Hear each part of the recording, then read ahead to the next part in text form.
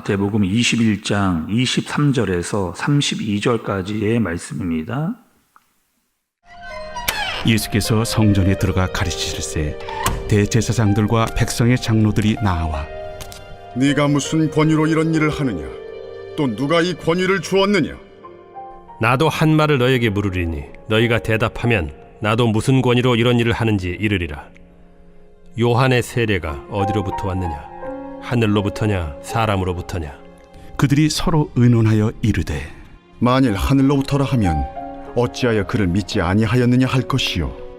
만일 사람으로부터라 하면 모든 사람이 요한을 선지자로 여기니 백성이 무섭다. 우리가 알지 못하노라. 나도 무슨 권위로 이런 일을 하는지 너희에게 이르지 아니하리라. 그러나 너희 생각에는 어떠하냐? 어떤 사람에게 두 아들이 있는데 맏아들에게 가서 이르되 예 오늘 포도원에 가서 일하라 하니 대답하여 이르되 아버지 가겠나이다 하더니 가지 아니하고 둘째 아들에게 가서 또 그와 같이 말하니 대답하여 이르되 실소이다 하였다가 그 후에 뉘우치고 갔으니 그 둘 중에 누가 아버지의 뜻대로 하였느냐? 둘째 아들이니이다. 내가 진실로 너희에게 이르노니 세리들과 창녀들이 너희보다 먼저 하나님의 나라에 들어가리라. 요한이 의의 도로 너희에게 왔거늘 너희는 그를 믿지 아니하였으되 세리와 창녀는 믿었으며 너희는 이것을 보고도 끝내 뉘우쳐 믿지 아니하였도다. 아멘. 여러분 오늘 말씀의 시작 첫 절의 말씀 여러분 한번 보겠습니다. 23절의 말씀 처음 부분을 좀 보시면 예수께서 성전에 들어가 가르치실세 이렇게 이야기가 말씀이 시작이 되고 있습니다. 근데 여러분 이 성전에서 어떤 일이 있었느냐? 바로 위의 말씀이고 어제 우리가 들었던 말씀인데 어제 여러분 어떤 말씀이 있었느냐? 예수님께서 예루살렘 성전에 들어가서 다 들러엎으셨던, 왜냐 그 성전이 완전히 시장바닥과 같이 되어져 있었던 상황이었잖아요. 짐승을 팔고 있었던 막 사고 파는 그 짐승을 막 사고 파는 소리들을 지르면서 난장판이었던 그런 성전, 그리고 막 돈을 바꾸면서 환전을 하고 있었던 사람들이 가득했던 그런 시끌벅적했던 그 성전을 예수님께서 다 뒤집어 엎으셨던 사건이 있었던 그런 곳. 다시 예수님께서 그곳으로 가시는 거예요. 그 예루살렘 성전에 들어가셔서 무엇을 하시느냐? 이번에는 말씀을 가르치고 있었습니다. 말씀을 가르치고 있었는데 그곳에 누가 나타나느냐? 대제사장들과 장로들이 나타나게 되는 거죠. 그리고 이렇게 이야기했습니다. 그들이 종교 지도자들이잖아요. 예수님께 이렇게 이야기하는 거죠. 네가 당신이 어떠한 권위로 이런 일을 했느냐. 그러니까 여기서 당신이 무슨 권리로 무엇을 했느냐라고 이야기하는 것은 당신이 왜 여기 또 들어와서 또 이미 여기서 했던 일들, 여기서 장난하는 사람들을 당신이 뭔데 다 내쫓았느냐, 다 뒤집어 엎었느냐 이렇게 지금 묻고 있는 겁니다. 이 질문을 좀 바꾸어 말하면 이런 이야기이거든요. 우리가 성전의 제사장들이라는 거예요. 우리가 이곳에 마치 주인과 같이 있었는데 당신이 뭔데 와서 다 뒤집어 엎었느냐. 그리고 이방인의 뜰을 내어줄 판의 권세도 우리에게 있었는데 당신이 와서 이 사람들을 왜 다 내어 쫓았느냐. 네가 무슨 권리로 이렇게 했느냐. 라고 대제사장들과 장로들이 예수님께 따져 묻고 있는 그런 내용이 오늘 일어나고 있는 겁니다. 한마디로 말하면 우리의 영역이고 마치 우리가 주인처럼 행세를 하고 있었는데 예수인 당신이 여기에 들어와서 여기 있는 사람들을 다 내어 쫓았다라고 이렇게 이야기하고 있는 거죠. 자신들이 잘못한 것은 생각하지 않고 있는, 그리고 거꾸로 오히려 예수님에게 당신의 권위가 어디서 나왔느냐 이렇게 묻고 있는, 그리고 예수님께서는 이곳을 기도의 집인데 강도의 구렬로 만들었다라고 하는 일에 기분이 나쁘고 자존심이 상해져 있는 그런 어감을 가지고 예수님께 따져 묻고 있는 그런 상황인 겁니다. 무엇보다 자신들이 가지고 있었던 권위에 예수님께서 도전을 한다라고 생각을 하고 있었던 거죠. 이랬던 사람들에게 예수님께서 질문을 하시는 거예요. 25절에 여러분 처음 부분을 좀 보세요. 요한의 세례가 어디서부터 왔느냐? 하늘로부터냐? 사람으로부터냐? 이렇게 예수님께서 물으시는 거예요. 사람들에게. 그 사람들에게 요한의 세례가 하늘로부터냐? 아니면 사람으로부터 왔느냐라고 물었습니다. 그러니까 그 종교 지도자들이 이렇게 대답을 만약에 하게 되면 하늘로부터다라고 이야기를 하게 되면 그러면 왜 세례 요한의 말을 믿지 않느냐? 하늘로부터라고 여기는데 너희가 세례 요한을 그러면 왜 세례 요한의 말을 믿지 못하느냐? 세례 요한은 예수님을 자기보다 더 큰 자라고 증언을 했다는 거죠. 그러니까 그 종교 지도자들이 세례 요한을 인정한다라고 하는 것은 예수님을 인정하는 것과 같이 되는 겁니다. 그런데 도저히 그거는 받아들일 수가 없기 때문에 대답할 수가 없었던 거죠. 그리고 반대로 그러면 종교 지도자들이 세례 요한이 사람으로부터다라고 대답도 못했습니다. 왜? 사람들이 세례 요한은 하늘로부터 보낸 선지자로 알고 있었기 때문에 그런데 만약에 사람들이 세운 사람이다라고 이야기를 하게 되면 세례 요한은 어떻게 되느냐? 거짓 선지자가 되는 겁니다.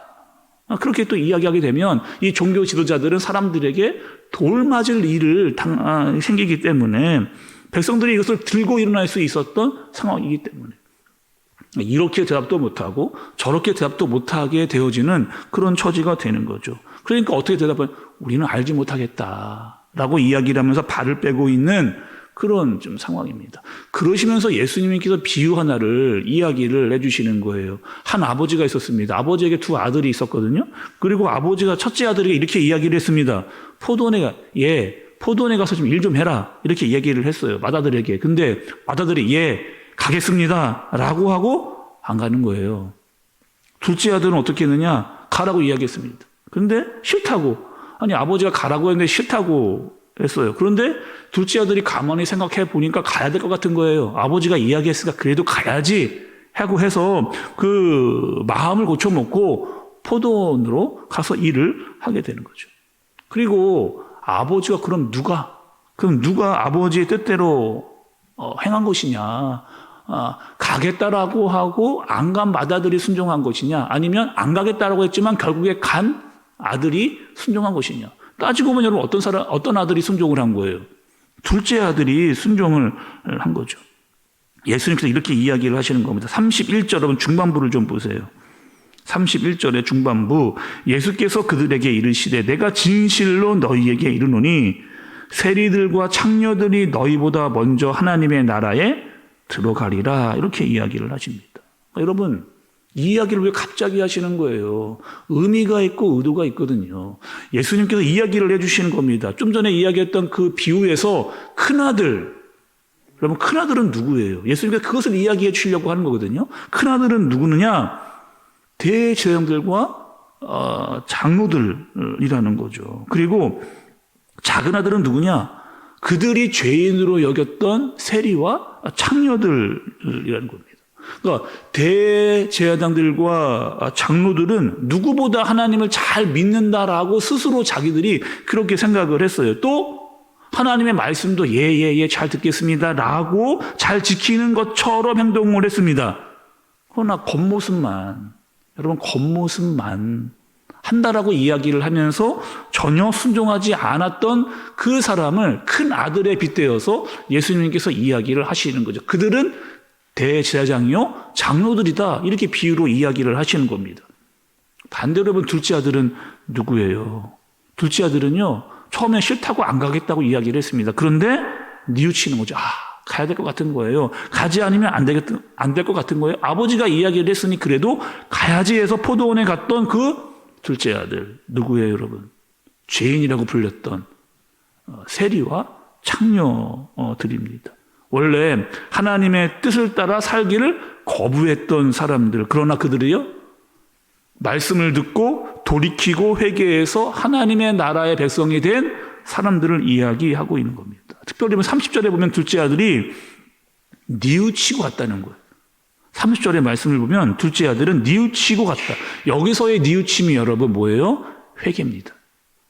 회개하고 자기의 잘못을 인정하고 아버지의 말씀에 순종한 거죠. 그래서 여러분 회개는요. 회개라고 하는 것은 그냥 말로만 끝나는 거, 잘못했다 용서해달라고 말로만 하는 거, 그게 아니라는 거. 반드시 회개는 여러분 행동이 뒤따르게 되어져 있습니다. 그러니까 둘째 아들은 회개도 했지만 그 회개에 순종이 따랐던, 처음에는 아버지의 말을 듣지 않고 거부했지만 마음의 변화가 생기고 회개하고 잘못을 고하고 행동이 뒤따르고 있는 둘째 아들의 모습을 볼 수가 있는 거죠. 오늘 말씀은요, 두 부류의 사람을 정확하게 대조하고 있는 것을 볼 수 있습니다. 종교 지도자였던 대제사장들과 장로들은 다 안다고 또 다 그렇게 하겠다라고 말만 잘하는, 그러나 끝내 뉘우침도 없고 행동도 하지 않고 순종도 없었던, 그러나 세리와 창녀들은 죄인이었습니다. 그러나 그들은 회개하고 순종한 사람들. 그래서 그들이 오히려 먼저 단 대가 되었다라고 말씀을 하시는 거죠. 여러분, 우리는 어떤 사람들이에요? 우리는 둘째 아들과 같은 그런 사람들입니다. 죄인이었고 잘못을 많이 한 그런 둘째 아들과 같은 사람들이었죠.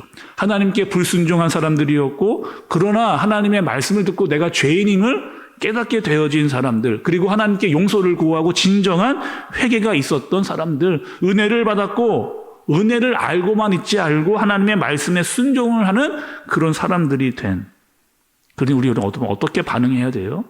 하나님께서 주신 은혜에, 그리고 우리에게 주신 믿음에 반응하는 사람입니다. 그 말씀대로 순종하고 행동하는 사람인 거죠. 자꾸 우리 여러분 옛사람들처럼 예 하고 가지 않는 그런 인생이 아니라, 이제는 아버지께서 말씀하시면 예라고 대답하고 즉각적으로 순종할 수 있는 하나님의 사람으로, 또 하나님의 은혜와 사랑을 아는 사람으로, 또 회개한 사람으로, 또 회개한 자가 하나님께 순종하는 사람으로 살 수 있는 저와 여러분들 되어지시기를 예수님의 이름으로 축복합니다. 기도하겠습니다. 하나님 아버지, 오늘 예수님의 말씀을 통하여 다시 한번 깨닫게 됩니다.